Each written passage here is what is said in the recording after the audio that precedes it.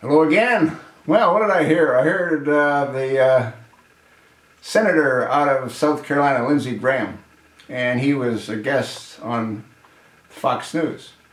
And they were talking about the state that our country's in. And Lindsey Graham had mentioned that the EPA needs to be sort of abolished. IRS needs to be overhauled.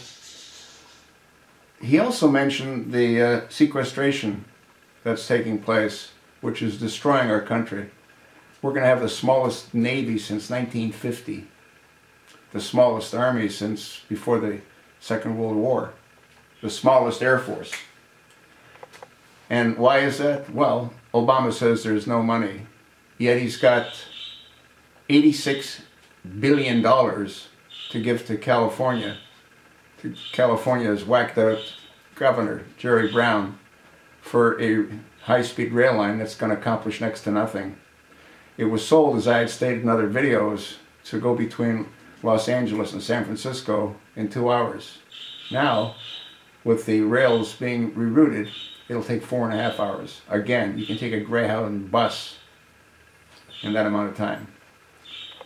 He's also going to propose his phony scheme to allow every American that wants to attend a community college.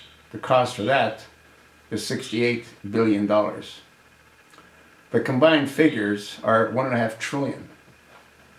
You think maybe that money would be better allocated to our military, to allow our Navy to remain the most powerful Navy in the world, to allow our Marines to remain the most powerful fighting force in the world, to allow our Air Force to remain the most powerful Air Force in the world? Do you not see what this administration is doing? They're systematically disemboweling America.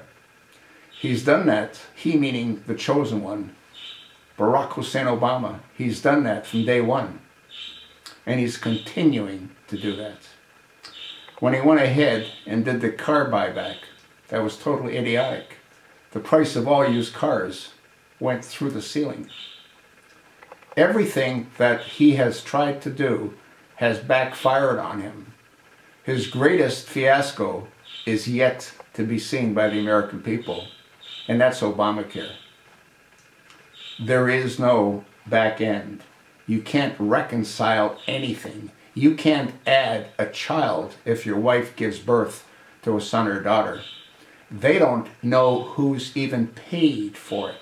They have no idea who's really eligible for it. And if the Supreme Court rules in April that the individuals that are receiving subsidies in those states that don't have exchanges, and there's 37 states, Obamacare caves in on itself. And again, all that has to happen is a congressional representative has to question the accounting capabilities, which are non-existent. I could go on and on and on and on. You sort of get the clue. Lindsey Graham is right. This administration is intent on weakening America to the point where it can no longer protect itself.